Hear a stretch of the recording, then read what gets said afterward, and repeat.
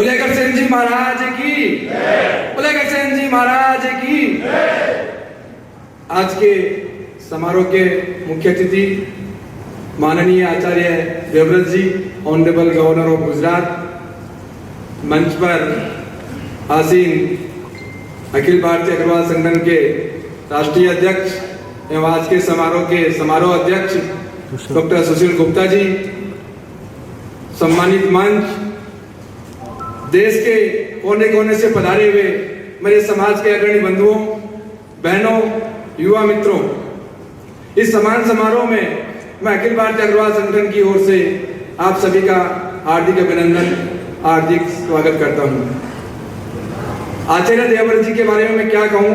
जब हमारा कार्यक्रम फाइनल हुआ और हम लोग इनको आमंत्रित करने के लिए राजभवन गए, इनका जो सरल व्यक्तित्व हमने देखा, हमारे साथ के सब लोग इतने गदगद हो गए कि जैसे एक पिता और पुत्र का मिलन हो रहा है। इस तरह से हमसे ये मिले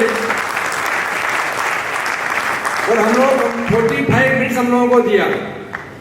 उसके अंदर हम व्यापार क्या करते हैं, घर में कैसे है, मतलब इस तरह से हमसे परिवार के सदस्य हो, ऐसा आपको तो प्रेम देने वाले आचार्य देवव्रत जी को मैं इस मन से नमन करता हूं।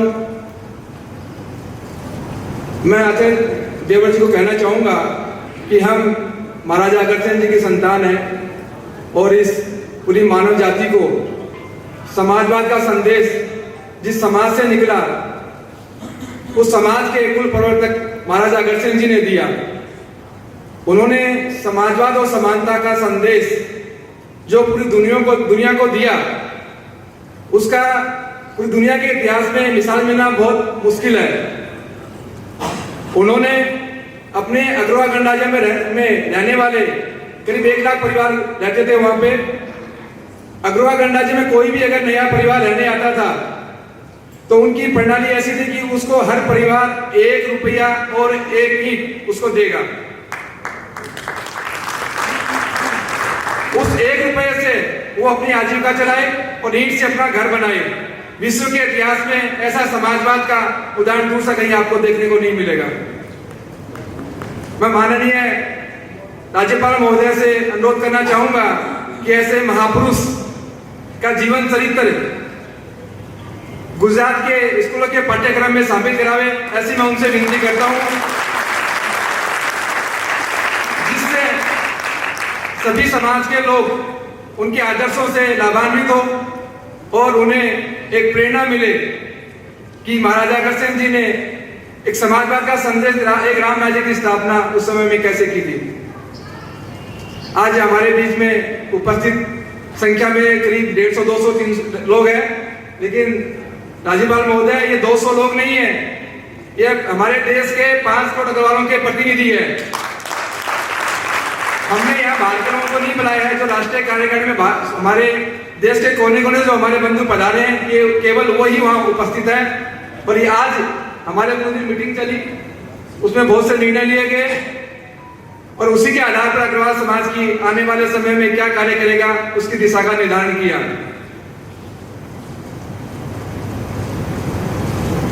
मैं आपसे एक विनती और करना चाहूंगा। हमारे देश के कुछ राज्यों के अंदर व्यापारी कल्याण बोर्ड की स्थापना की गई है। हरियाणा, उत्तराखंड, उत्तर प्रदेश, लेकिन गुजरात जो व्यापारियों का हब है, लेकिन यहाँ पे अभी तक व्यापारी कल्याण बोर्ड की स्थापना नहीं हुई है।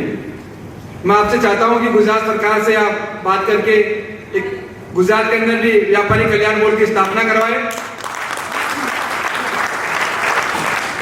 जिससे हमारे समाज का व्यापारी वर्ग और समाज एक सेतु के रूप में काम करे और हमारे बीच का व्यापारी जब व्यापारी कल्याण बोर्ड का अध्यक्ष बन के जाएगा तो हमारी समस्याएं सरकार के सामने रखेगा, सरकार हमारी समस्याएं सुन सकेगी और व्यापारी भी सरकार की तरफ से जारी निर्देशों का पालन कर सकेंगे।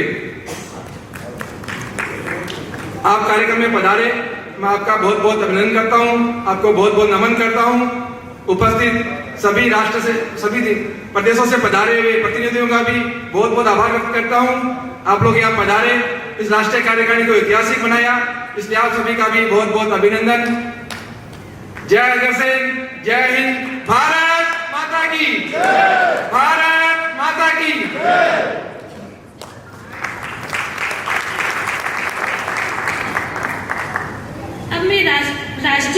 अध्यक्ष श्री डॉक्टर सुशील जी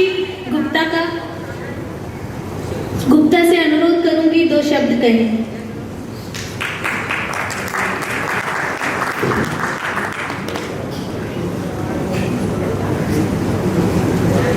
गुजरात के राज्यपाल महामहिम आचार्य देवव्रत जी, मंच पर उपस्थित अखिल भारतीय अग्रवाल संगठन के सभी पदाधिकारीगण, मंच के सामने बैठे हुए हिंदुस्तान के कोने कोने से आए हुए सभी अग्रबंधुओं को मेरा नमस्कार। महामहिम जी, मैं आपको बताना चाहूँगा, अग्रवाल समाज आदिकाल से, पहले क्षत्रिय धर्म हमारा होता था। महाराजा अग्रसेन जी ने हमें वैश्य धर्म धारण कराया और ये कहा कि अपनी शुद्ध कमाई में से 10% हम समाज कल्याण के लिए, धर्म के लिए, मानव कल्याण के लिए लगाएंगे। तब से लेके आज तक, जब अरोहा नगर बसा था तो 1 ईंट और 1 रुपये की शुरुआत की थी। आज हिंदुस्तान में जहाँ जहाँ भी मंदिर, हॉस्पिटल, कुआं, बावड़ी, धर्मशाला, गौशाला, ऐसे सामाजिक कार्य मिलेंगे, वहाँ पे अग्रवाल समाज का योगदान जरूर देखने को मिलेगा। आज़ादी की लड़ाई हो, भामाशाह से लेकर महात्मा गांधी तक, ये समाज अपना योगदान देता रहा और अब भी देश के ऊपर जब भी तो प्राकृतिक आपदा आई, युद्ध हुआ, तो इस समाज के लोगों ने बढ़ चढ़ के योगदान दिया। हमारे समाज के लोग पूरे देश के अंदर हर गांव में 1, 2, 4, 5, 10, 20, 50 मिलते हैं। हम संख्या के अंदर हमारे गांव नहीं होते, परंतु उस गांव के बीच में हम ऐसे रहते हैं जैसे संत दांतों के बीच में एक जीभ। दांत अगर जीभ को काट भी ले तो जीभ कोशिश करते कि उस दांत को तकलीफ ना हो। उस गांव के लोगों का दर्द अपने मन के अंदर छुपा के रखते हैं और किसी तरीके से भी बैर विरोध की भावना कभी मन में नहीं आती। और यही कारण है कि अग्रवाल समाज के लोग जहाँ भी जाते हैं, उनकी स्वीकार्यता होती है। किसी से कभी ऐसा सुनने को नहीं आता कि इस समाज में किसी के प्रति मन में कोई विरोध है या भाव है। हम जब भी मिलते हैं, समाज कल्याण की बातों को सोचते हैं और समाज कल्याण की बातों को ही आगे बढ़ाते हैं। आज भी हमारे राष्ट्रीय कार्यकारिणी ने 5 प्रस्ताव पारित किए हैं। मैं उनके विषय में आपको बताना चाहूँगा। पूरे देश से जो समाज के लोग आए तो प्रस्ताव पारित किया कि गरीब परिवारों के बच्चों को अखिल भारतीय अग्रवाल संगठन की प्रदेश कार्यकारिणी, अगर उनकी राशन की दिक्कत है तो हम कोशिश करेंगे कि 50% कीमत पे उनको राशन उपलब्ध कराएं या टिफिन सर्विस देके, जो बहुत बुजुर्ग हो गए हैं, घर में खाना बनाने का या खाने का प्रावधान नहीं है, तो हम टिफिन पहुंचाएं ताकि मानवता के नाते एक बुजुर्ग की भी सेवा हो सके और गरीब की भी सेवा हो सके। हमने दूसरा प्रस्ताव पारित किया है कि समाज के युवा, पढ़े लिखे युवक अगर बेरोजगार घूम रहे हैं तो हम उनको रोजगार दिलाने के लिए प्राथमिकता दें, उनको रोजगार दिलाएं ताकि वो सही रास्ते पर चल सकें, अपराध की तरफ ना बढ़े, काम पे लगे और घर का और समाज का ख्याल रख सकें। तीसरा, हमने रेजोल्यूशन पास किया है, जो गरीब छात्र हैं अगर उनको पढ़ाई के अंदर दिक्कत है तो हम या तो उनकी ट्यूशन फी उस कॉलेज से या स्कूल से पूछ के बात करके माफ करवाएं या 50% कंसेशन दिलाएं या कुछ कंट्रीब्यूशन हमारे अग्रवाल समाज की संस्थाएं करें या उनको ब्याज मुक्त ऋण दें ताकि वो अपनी नौकरी पे लगने के बाद आसान किस्तों से उसको बिना ब्याज के वापस चुका दे और वो जीवन के अंदर आगे बढ़ सके। हमने चौथा प्रस्ताव ये पारित किया है, अखिल भारतीय अग्रवाल संगठन की जो प्रादेशिक इकाइयां हैं वो जिला स्तर पर कम से कम जरूर बने जहां पर नहीं है। और अगर वहां पे कुछ पारिवारिक झगड़े हैं, सामाजिक झगड़े हैं, वो न्यायालय तक ना पहुंचे, हम बैठकर उनको निपटाएं ताकि आपस का सद्भावना बनी रहे और समाज आगे बढ़ता रहे। इसके साथ साथ जैसा आपको विदित है, अग्रवाल समाज अग्रसेन जयंती हर वर्ष हर प्रदेश में धूमधाम से मनाता है। हमने एक प्रस्ताव पारित किया है, अग्रसेन जयंती के अवसर पर हम या तो पौधे लगाएं या ब्लड डोनेशन कैंप लगाएं या विकलांगों को ट्राइसाइकिल दें या गरीबों को अन्न की सेवा प्रदान कराएं। एक सामाजिक कार्य उसके साथ जरूर करें ताकि समाज का जो सामाजिक कार्य का योगदान है वो सबको आगे बच्चों को सीखने को मिलता रहे। तो ये 5 प्रस्ताव आज सर्वसम्मति से राष्ट्रीय कार्य समिति ने पारित किए हैं। मैं आपसे एक निवेदन करना चाहूँगा, आपका संबंध हरियाणा से बहुत ज़्यादा रहा है। ये समाज हरियाणा से निकल के आज देश के कोने कोने के अंदर आया हुआ है। गुजरात के अंदर भी बहुत से लोग अग्रवाल समाज से संबंध रखते हैं। हरियाणा में अग्रसेन जयंती की छुट्टी की जाती है।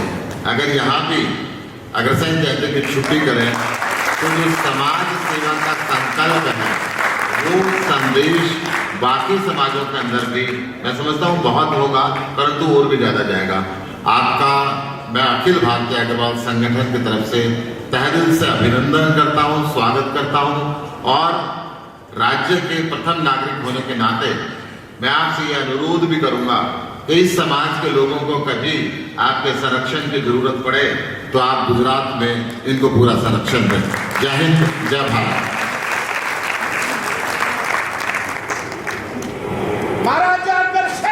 अखिल भारतीय अग्रवाल संगठन द्वारा सूरत में आयोजित इस 2 दिवसीय राष्ट्रीय कार्य समिति के अवसर पर आज सम्मान समारोह में उपस्थित परम आदरणीय महामहिम माननीय आचार्य देवव्रत जी, राज्यपाल गुजरात, आदरणीय सुशील गुप्ता जी, राष्ट्रीय अध्यक्ष अखिल भारतीय अग्रवाल संगठन, श्री रतनलाल धारुका जी, अध्यक्ष गुजरात प्रदेश, श्री राजेश भारुका जी, महामंत्री अखिल भारतीय अग्रवाल संगठन, देश भर से आए हुए मेरे सभी राष्ट्रीय पदाधिकारीगण, सारी प्रादेशिक इकाइयों के पदाधिकारीगण, सारी कार्य समिति के सदस्यगण एवं उपस्थित बंधुजनों को मेरा नमन नमस्कार। आज सौभाग्य है हमारा कि सम्मान समारोह के अवसर पर परम आदरणीय आचार्य जी हमारे बीच में हैं। हम उनको पाकर बहुत खुश हैं। मैं आचार्य जी के विषय में संक्षिप्त में इतना ही बताना चाहूंगा कि जब आचार्य जी कुरुक्षेत्र में गुरुकुल के प्रधानाचार्य थे तो उस समय शिक्षा के क्षेत्र में जो कार्य आपने किया है और विशेषकर लड़कियों की शिक्षा के लिए जो कार्य किया है वो एक अनुकरणीय कार्य था। उसको आज सारा हरियाणा याद करता है। आपने जैविक खेती व गौ सेवा के क्षेत्र में भी एक बहुत ही अनुकरणीय कदम उठाए हैं और बहुत कुछ सेवा के कार्य कर रहे हैं। उसके लिए भी मैं आपका पूरे देश की ओर से आभार प्रकट करता हूं, आपका स्वागत करता हूं, आपका अभिवादन करता हूं। आप गुजरात के राज्यपाल बनने से पहले हिमाचल के भी आप राज्यपाल रहे और वहां भी आपने अपने कार्यों से एक छाप छोड़ी है।